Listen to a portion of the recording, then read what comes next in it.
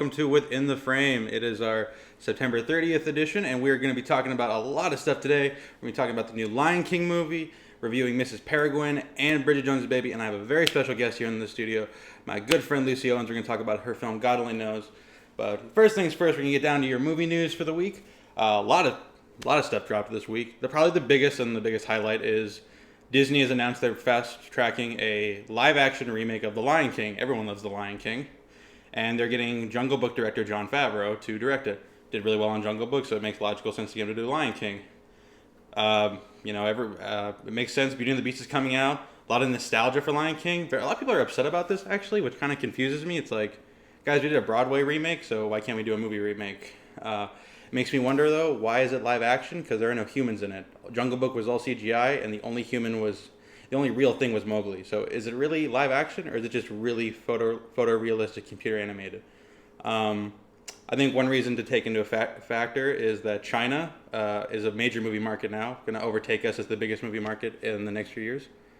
And that because China didn't get a lot of these movies originally theatrically. I just found out that Star Wars just got a following in China 2 years ago, so that's why Force Awakens didn't have the big rollout that it did everywhere else. So makes sense from a business standpoint. Remake these classic Disney films. You introduce them to a new audience in China, plus you get nostalgia dollars here, and introduce it to a new generation here. You kill like 4 birds with one stone. So I'm excited. I don't know who I'd cast. Everyone's asking me who would replace Simba? I don't know. Is Matthew Broderick that hard to replace? Kidding. I love Matthew Broderick. But so there's that. There is the news that Justin Lin will be directing a Hot Wheels movie. Because of course, everything can be a movie now. Look, if I'm not going to poo-poo it. If Legos can be a movie, then Hot Wheels can be a movie. I just think it should be animated. They want to do live action, which makes me wonder, isn't that just Fast and the Furious? Because Justin Lin is the man who saved Fast and the Furious. He basically made that a thing. And he did Star Trek, and Star Trek Beyond was awesome. So I'm kind of on board with that. We also have the news that Martin Scorsese's next film, Silence, has gotten a December 23rd release date, just in time for the Oscars. You know, Scorsese announces a movie, everyone pays attention. And you tell me that Adam Driver and Andrew Garfield's in it? You bet I'm going to go see it. I was going to go see it anyway just because of Scorsese, but Kylo Ren and Spider-Man? Yeah, and Liam Neeson. Who doesn't love Liam Neeson? I know Key and Peele do. Sorry, everybody. It's been a long morning. I know you're sick of my jokes as much as I am right now. But anyway, so there's that. There's the news that Sony Entertainment has teamed up with Valiant Comics to start their own cinematic universe because everybody's doing cinematic universes now. Disney has Marvel, DC and Warner Brothers are teaming up, and Sony technically has Spider-Man, but now they're sharing custody with, problem child Parker over there.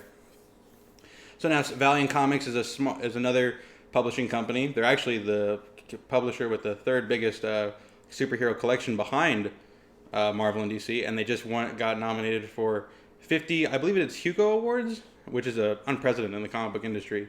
Harbinger will be their first film, which will lead into a bunch of different films. I don't know much about Valiant Comics, for as much as a comic book fan as I am. It's not I know they're good. I've heard good things about them. I just haven't had a chance to read them because I'm poor and I don't have that much money to buy every comic I want. If I could, I'd have a lot less time on my hands.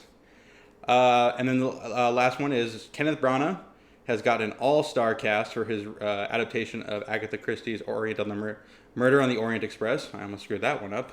Which will feature Johnny Depp, Dame Judi Dench, Michelle Pfeiffer, Michael Pena, and Star Wars Force Awakens actor Daisy Ridley. You get a cast like that with a director like that, I just want to go see it right now. Just make it happen right now. And then you also, on Daisy Ridley, she also, on top of that, got a deal to star in an adaptation of Peter Rabbit. Peter Rabbit's one of those children's books that everybody seems to know. I don't know it. I never read it. It's like Paddington. I know it's a thing. I just never cared enough about it to acknowledge it's a thing. But it's going to probably be good. Paddington was cute, and I'm willing to hold out hope that Peter Rabbit will be cute. And that's pretty much it for the big movie news for the week. Obviously, other minor things happen, but we have a lot of stuff to get through today, mainly on the television side. Most of the shows started to premiere this week. The big one, we got some television news. FX has decided to renew The Strain for one more season. This will be their last season, based on the popular book, so it makes sense. They had a certain amount of episodes. They had a certain storyline planned, so they couldn't keep this going forever. It's an okay show. I like it. I think it kind of goes on a little too long. I think it's a little too much like Blade 2, which is never a problem for me. I love Blade 2. but it doesn't feel enough of its own thing. They also renewed You're the Worst, which is the best show you're not watching right now, and you should be watching You're the Worst. It got renewed for a fourth season. The first two seasons are on Hulu. You can stream the third season on FX now. Seriously, check it out. They also announced that Adventure Time, the popular cartoon series, will be ending after its 9th season. They're currently in their 7th season. This is a big deal for people. Adventure Time is a show that has gained a huge cult following among, people my age. I've seen a few episodes. It's pretty funny, actually. It was never something I'm going to watch religiously, but it's still pretty good. It's enjoyable, and it's sad to think that 9 years, by the time it ends, it'll start in 2009, so that's a crazy amount of time to cover. And then Luke Cage premiered today. I saw the first 2 episodes last night at midnight. That's why I'm so tired right now, because I should have gone to bed and got rest, but I wanted to watch the first 2 episodes. They're good. They don't have the same immediate hook that Jessica Jones and Daredevil did, but it's its own thing. Very great look to it. Mike Coulter is so good as Luke Cage. When I watched 5 minutes in the first episode, I was like, this guy needs to be a movie star, because I'd go see anything with him. Nice little references to the Marvel universe. It doesn't overbear. That's the thing. It exists as its own thing, but if you're a fan like me who knows these little Easter eggs, it kind of brings a smile to your face. They have little references to the Avengers, to Justin Hammer from Iron Man 2, and I think a reference to a big bad that's brewing for the Defenders. So the first 2 episodes are solid. Check it out. I'll be watching it all weekend. Hopefully I'll have it done by the weekend. And that's pretty much it as far as television goes. Now time to review 2 films. I was supposed to see Magnificent Seven for you guys. I didn't get to see Magnificent Seven, but I did get to see Bridget Jones's Baby and Mrs. Peregrine's Home for Peculiar Children. Bridget Jones's Baby, so good, guys. You really should see it. I think it made $9 million its opening weekend. It's not performing as well in the U.S. as it should. UK, it's doing fine, but it's one of those movies that it kind of frustrates me that more people aren't going to see it, because it's a movie about a woman in her 40s. So typically movies that feature women are all in their 20s. They treat any woman in Hollywood that's over 30 as old, which is wrong on numerous levels, but it's a movie about a woman in her 40s, love triangle, but the men in the movie are the objects, not her. She's well-rounded, she's funny, she makes mistakes, she's silly, but she's not overly cartoonish silly.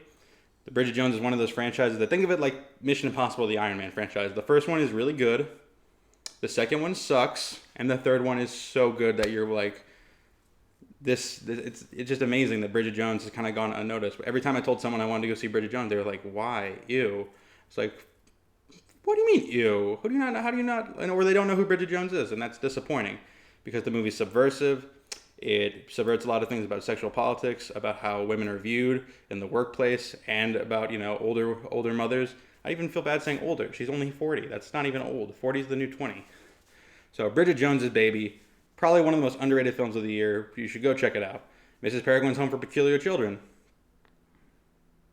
Yeah, I'm not going to lie. I was kind of disappointed by this one. I'm a big Tim Burton fan. I love Dark Shadows. I loved a lot of the stuff that people don't like of his now. The only 2 failures he has, in my opinion, are Alice in Wonderland and Planet of the Apes. And this is a movie tailor-made for him. It's Tim Burton's X-Men. And that's not a joke, even, that the internet's saying. It's written by the writer of X-Men First Class. It has a lot of the same setup, a school for gifted youngsters with peculiar abilities. Everything should be here. But the movie, it looks great. That's the thing. The movie looks like a Tim Burton movie, but it doesn't feel like a Tim Burton movie. There's something missing. It's both oddly slow, but also rushed in the beginning. It has a really long first act and a second act that just kind of, rushes the big emotional. So when the main character, I don't remember his name, he's played by Asa Butterfield, who's really good in it. The whole cast is great. Let me just say that right now. Ava Green, goodness. I've loved Ava Green for a long time. And Penny Dreadful, one of my favorite shows. When I saw her, in the minute she popped up, I was like, I knew she was in it, but it's just when you see her, she's like, oh my god, she carries the whole movie. She's so commanding. And Sam Jackson is really effective as the villain. He's this giant cartoon character. Kind of makes me think Johnny Depp should have played this role, but when Sam Jackson comes on, he's so good and so scary. He's so scary to the point that, I don't know if this movie's for kids or adults. There were moments in this movie that had me horrified. I was like, I don't know who to take this to go see. And the elements of Tim Burton's that really work. The visual elements are all on point. It's beautiful to look at, really creative and imaginative. But it just feels rushed. It feels slow. Characters are, while they're visually interesting, there's not much to them. I don't remember any of their names or their personalities. I just remember their powers, which they have cool powers. The ending, the climax, which should have been really fun, just kind of felt like tedious, and it felt almost like we were obliged to do this.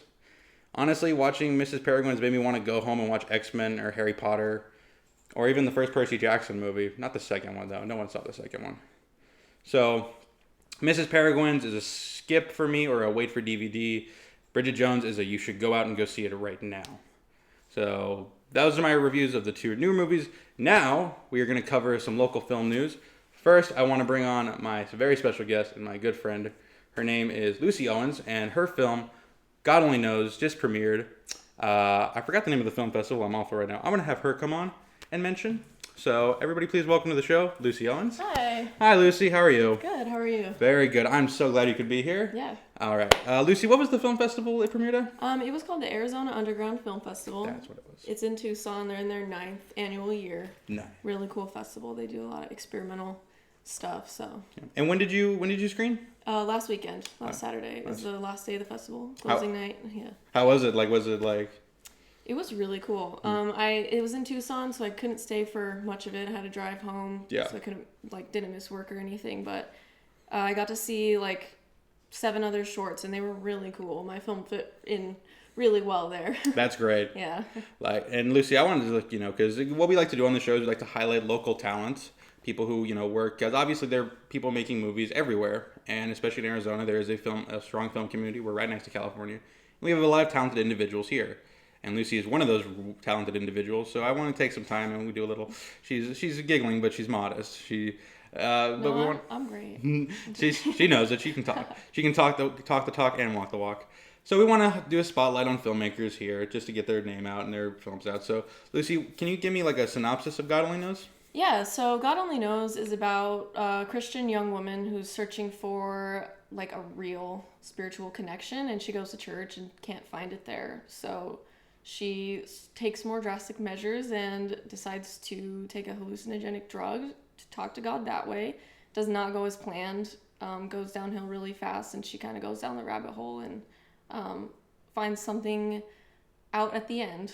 I don't want to give too much away. I don't want to spoil it. Yeah. Because I've seen it. It's great. It's really great, guys. Lucy, can you tell us about the process of making the movie? Where did the initial idea came from?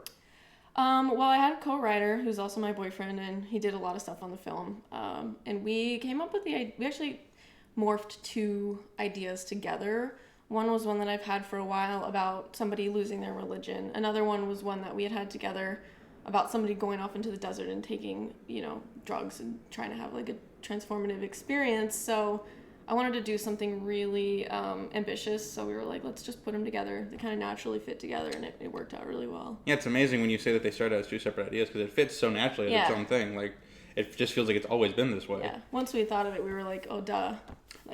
How long was the writing process for it? Once you came up with the idea, how long did it take you to, get it down to... It was about the length of the school semester that we were working on. We thought about it probably July of 2015, and we were finished with it by the time, we were writing up until we started filming, which was December of 2015. So that's a good amount of time to put onto it. Yeah. What were your influences when you were making the movie? Did you have other filmmakers or movies you had seen before that inspired you, or you were drawing as a reference pool from? Definitely took huge influence from Crystal Fairy and the Magical Cactus. I don't remember the director, but it's starring Michael Cera. Yeah. Super indie movie. It's very sort of similar. He wants to take this hallucinogenic drug or whatever. It doesn't have the religion aspect of it, but we decided to sort of do take a lot of the same themes from that and then do a totally completely different thing starring a female. And nice. Yeah. All right. And what about can you walk us through the aspects of production? Once you, pre-production, can you tell me about getting the costumes and the set and just raising the money in general? Because it was a pretty expensive budget, wasn't it? Yeah, I mean, it was a high budget for maybe what the project was, but still was not enough money, of course. Pre-production is one of my least favorite parts of the process, just because it the movie goes from being in your head and where it's safe and limitless, and then you have to put it in reality where there's budgets and time constraints and all that. So that's tough for me, but I had a really great producer who was helping me out with the locations and the casting and all that, and a good DP who was also helping me scout locations and figuring out how the logistics were going to work out. Yeah. So A lot of it I did a lot of work, a lot of long nights at home. And then what about like how did you raise the money for it? Did you like? Yeah, we did crowdfunding. We had an Indiegogo. We raised all the money. You got the whole thing? We got the entire thing. Wow, yeah. That's amazing. Yeah, thanks to my mom a lot for that. But we had a lot of awesome donors. So. That's it. You can shout out to your mom on here. Yeah, love you, Mom. She's probably doesn't even know this is happening. She'll watch it. Don't worry. She'll find it on YouTube somewhere. Right. But what about can you talk what about production? Because production on this was interesting because you chose something that's very difficult. There's a lot of exterior shots. And you also filmed, as I remember, because I was on your set, you filmed in December. Yes. As the weather was starting It was cold. Better than filming in summer. That's exteriors, which I've done. So it was 3 days. They were really, really long days, as you probably remember. I don't remember them being that long. They were long. Some of them were like 11 hours, like maximum capacity. But it's the hardest part and also my favorite part. I love being on set, and it was a lot of fun. I had a really, really, really great cast and crew. And it ran fairly smoothly. The first day we had a couple hiccups, but other than that, it went really well, and I kind of got to see like some of the scenes playing out exactly how I had written them, and it was really exciting. Is there a certain memory from the filming that you like the most? Like this one that kind of like any particular memory? I don't know. You tried to block that whole thing out of your mind. Like a funny story or like a just anything in general. Story? Well, there was one part where we were like doing a shot with the slider. And we had to have Richard like sit on the floor with a thing on his head. Oh, that's right. To like hold it up so it would like be leveled out. And then there was another moment where I had to use like my assistant director as like a stool so I could like stand on him and like see what was happening. And we were just using people as hardware. And it's really the epitome of like what indie filmmaking is. It's like you had a crew of 6 people. Yes, and everyone was doing everything, including like being an apple box or like being like a tripod. So I feel like you should have credited Vince as an apple box. I know, that would have been funny. Okay, and what about, because obviously the filming was 3 days, and then going into post production. Yeah. How can you tell us about the aspect of post production? Like how was it? Was it stressful? What was it for you? We took a bit of a break after filming, and I wish I hadn't done that. I wish I'd gone right into post production, but we took a break. We waited till after Christmas and New Year's were done, and then we got into post-production. But it's grueling. Post-production was the longest part. I had a good co-editor, Brian, who was helping me out a lot with the software and stuff like that. But it was long, and there was a lot of, we watched them in class and did critiques, which are really tough, and then go back in and re-edit, rethink it like a million times over the semester. But that's when it really starts coming alive, and that's when I was really starting to become proud of it as a project. So, every like section of, filmmaking has its like ups and downs. So yeah. And what about when you submit, because you screened at ASU also, how was that process of like? Yeah, so that was cool. That was more stressful because I had to like make a speech or whatever. It's funny that was probably the most stressful thing about this whole process. Not making the movie, but making a speech for you. They were like, you're gonna have to talk for like 1 second afterwards, and I was like, no. But it was different. The films that it screened with were different than the films it screened with at this other festival. So it was interesting to see like the 2 chunks of films. Yeah. And it was also, I felt a little bit better about the screening at ASU because they were like very strict about like, this is the these are the like tech specs, and like this is how it has to be, and we're going to test it out, and we're going to do all this, and we were very involved in the process of like, this is how it's going to screen. Yeah. With this other festival, they're down in Tucson, so I don't know what's going on, so I'm like, I hope it looks good. And it did. It ended up going really well, but I was a little bit more comfortable with it. It's a lot more relaxing. Yeah. I want to address on something that you said. You said you had a co-writer. Your co-writer is? Yeah, Vince. How is it working with a co-writer? Like, how is it different than working as the sole writer on a project? Well, I specifically, like, I wouldn't normally work with a co-writer, but I trust Vince a lot. He's really talented, and he's a good, like, raw ideas guy. So, I like working with him a lot because he can help me out, and he can, I tend to like skew like too happy or like too light, and he like brings it down a little bit. He brings like, you down. Well, it doesn't like, he just brings the tone to like a more maybe like, darker place, because sometimes when things get too happy, people don't respond well to it, and it's he balances me out really well so that it works well with us together. I've done other co-writing things. I tend to work fairly well with people, so it's not It's not that big of a deal, but all right. yeah. I'd say you can really tell that there is a clear, like, dramatic and comedic thing. Because your movie is really funny, but it's also really sad at some points. Yeah. And when it's funny, it's funny. Yeah. I want to ask you about the casting process, because you have essentially 3 lead roles in yours. You have the girl,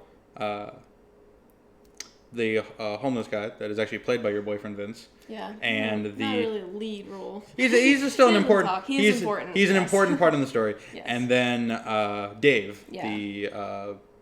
the homeless guy that she comes across. Not homeless guy, the guy in the woods. Yeah. Can you tell us about the process of casting those 3? Yeah, so it was different for each one. For my lead, Grace, I really wanted to find just someone who was really good, and I auditioned several girls that were students at ASU, and there were 2 that I was really interested in, but when we did the callbacks, Jessica, who ended up being the lead, she really wowed me. She had like, a naturalistic sort of performance style, and I really liked what she was doing. I liked her energy a lot, and it ended up working out great. She does such a good job in it.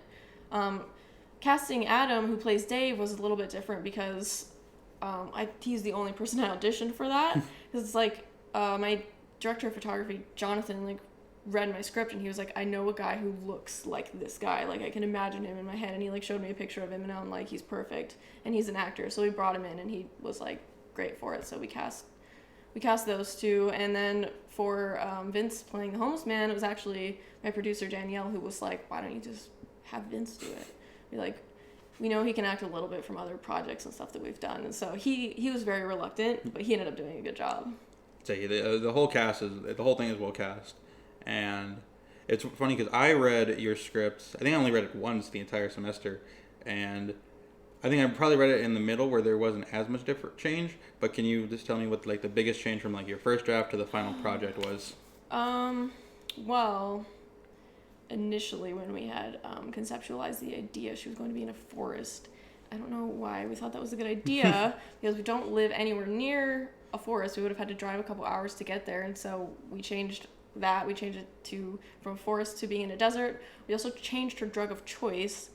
It was initially going to be like magic mushrooms or whatever, but we're like, she's in a desert, so let's stick with the desert imagery. We're going to do mescaline from the San Pedro cactus. And there was a ton of other changes, too, that were made. And just sort of, it's hard to remember the first draft. You've pushed it back so far. You're just like, it's nope, really I don't want to. Well, Lucy, now I want to talk to you just about you as a filmmaker, because I want to talk, like, we've already addressed God Only Knows, and I want to talk about, like, what are your influences? Like, who are your favorite film directors? Like, what inspire you?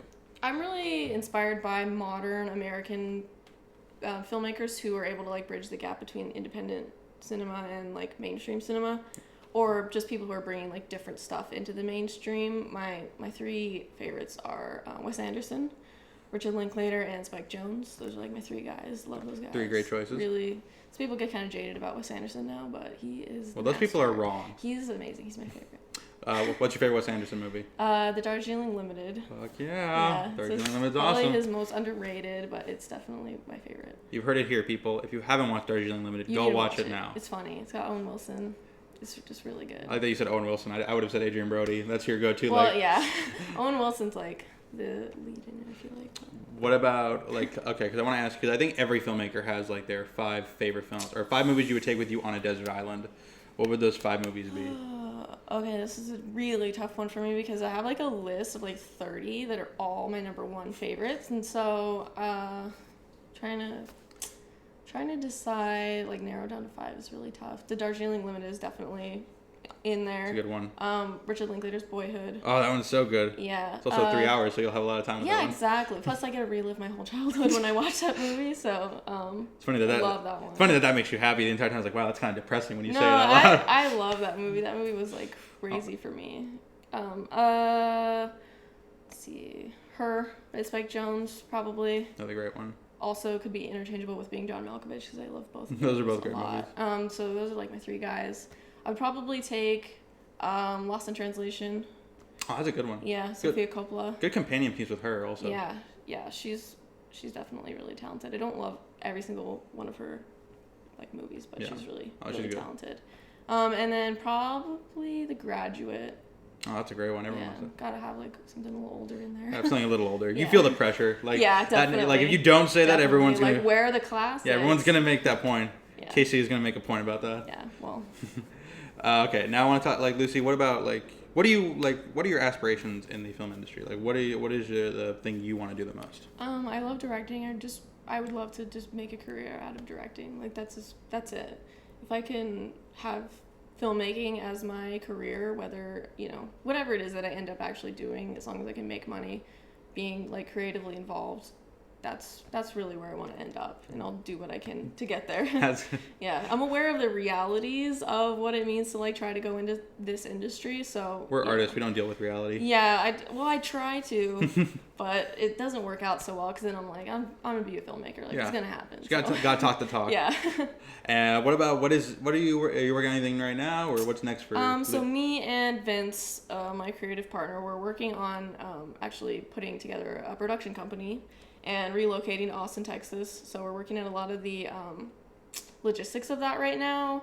But by the beginning of 2017, there should be like some announcements coming out regarding those, and hopefully soon after there will be some project announcements. We definitely look forward to hearing from that because guys, I've seen God Only Knows, and I'm not just saying this because I've worked on the movie. I was hair and makeup on the project. And a lot of other things. It was a lot of assistant camera, like some random stuff because we had people drop out. So, but yeah. I worked on the movie, and it was weird to like work on the movie and then watch the finished project. And I can say this, that I've known Lucy for basically since freshman year of college. She's one of those voices that's very unique. There's no one else really like her. The very fact that when I was able to watch God Only Knows, it's like I could tell right away that this is Lucy's film. She has a clear voice and clear identity, and it was probably one of the funniest capstones we had. It was funny, it was dark, visually beautiful, and like I said, she's a unique voice and not a traditional filmmaker, and that's one of the things that I love about her. And guys, if you want, you should try to find God Only Knows. Lucy, is there any way anybody can contact you or connect with you on social media so they can start following you? Yeah, right now the best way to get a hold of me is through my personal Facebook under Lucy Owens, and if you're just wanting to like get updates and stuff, you can friend me on Facebook or follow my personal Instagram. Awesome. And so, guys, thank you for watching. If you want to follow me on Twitter, please follow me at RLFink94. You please follow Within the Frame on Facebook or Twitter. You just heard a dog bark because we're filming at a different location. And please subscribe to Within the Frame. And please leave your comments below if you want us to talk about any particular film coming out, and we'll keep you updated on any movie news. And yeah, thank you guys for watching. Thank you, Lucy, for coming on the show. Yeah, it's been thanks great. for having me. So bye, everybody. You have a good day, all right? Cheers.